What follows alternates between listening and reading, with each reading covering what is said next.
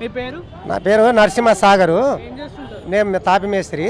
అయితే ఇప్పుడు 10 సంవత్సరాలు టీఆర్ఎస్ పార్టీ చేసింది. మరి అది మనకు ప్రజా తీర్పు ఇచ్చారు. మేము కూడా ఉద్యమంలో కీలక పాత్ర వహించినాం, పని చేసాం. కాకపోతే మాకు కొన్ని ఉద్యమకారులకు అనేది మాకు ఏం సవాలాతులు ఏం లేవు, డబుల్ బెడ్రూమ్ అలాంటివి ఏం రాలేదు. కాకపోతే ప్రజా తీర్పు ఇచ్చిండ్రు. ప్రజా తీర్పును మనం గౌరవిద్దాం. ఇంకా నెల రోజులు కూడా కాలే ప్రభుత్వం ఏర్పడి. మరి ఆయన 6 గ్యారెంటీలు ఇచ్చిండు. అందులో ఇప్పుడు 2 గ్యారెంటీలు అయితే అమలు చేస్తున్నాడు. మరి దాన్ని బట్టి ఇప్పుడు మనం ఇప్పుడే విమర్శించడం కాదు, ఇంకా కొన్ని రోజులు వేచి చూద్దామని నా విజ్ఞప్తి.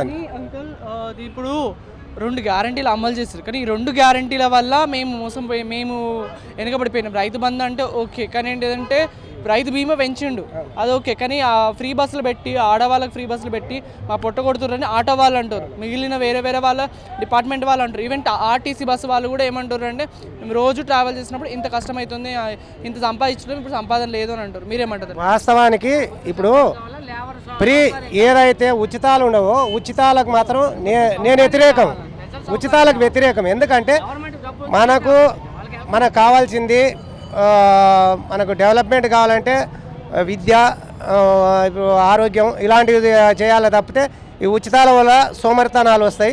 దీనికి మాత్రం మేము పక్కా వ్యతిరేకం. ఇది అయితే ఫ్రీ అనేది వద్దు, మనకు అందరూ శ్రమిద్దాం, పని చేసుకుందాం, ప్రగతి ముందుకు పోదాం. అంతే తప్పితే ఫ్రీల వల్ల ఏం ఉపయోగం లేదు. మన తెలంగాణ స్టేట్ ఇంకా వెనకబడిపోతుందని నా అభిప్రాయం. అన్న మీ పేరు? రఘు. ఏం చేస్తుంటారు? నేను పెయింటింగ్ పని చేస్తుంటాను. ఎక్కడ ఉంటారు? ఇక్కడనే ఉంటాం, హౌసింగ్ బోర్డుకి వెళ్ళి ఉంటాం. అంటే కొంతమంది ఎల్లం బండ, అజ్జయ్ తిరుగుట్ట, మియాపూర్ ఇక్కడ నుండి ఏడికి వస్తూ ఉంటారు. ఓకే, ఇప్పుడు కాంగ్రెస్ వచ్చింది కదా, కాంగ్రెస్ పథకాలన్నీ అమలు చేస్తుంది అనుకుంటారు. ఇప్పుడైతే 2 పథకాలు అమలు చేసింది, అవి ఫెయిల్ అని అంటారు. మీరేమంటారు?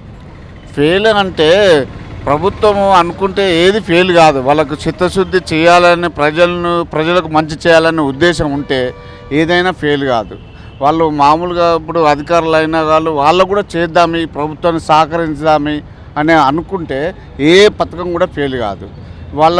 ఎవరంతా వాళ్ళు మా స్వార్థం మాకే అనుకుంటే ఫెయిల్ అవుతాయి. ఏదైనా వాళ్ళకి చేసే ఉద్దేశం ఉంటే గవర్నమెంట్ పథకాలు అనుకుంటే ఏం ఫెయిల్ కావు.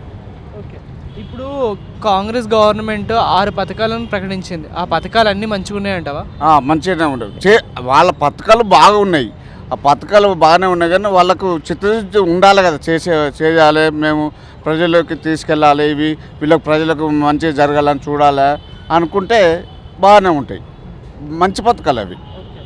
ఇప్పుడు ఫ్రీ బస్ సర్వీసెస్ వల్ల చాలామంది ఏమంటారు అంటే మా పొట్ట కొడుతుర్రు, ఆడవాళ్ళకి ఫ్రీ బస్ పెట్టి అని మొగలు ఓటేయలేరు అని అంటారు. మీరేమంటారు?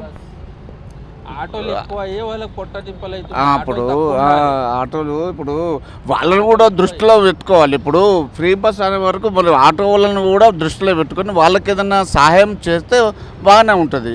ఇప్పుడు ఆటోళ్ళకి ఫ్రీ అని ఆటోల్లో వాస్తవానికి వాళ్ళు రోడ్డు మీద పడ్డరు, వాళ్ళకు కూడా ఏదైనా చూపిస్తే, ఆర్థికంగా చూపిస్తే బెటరే.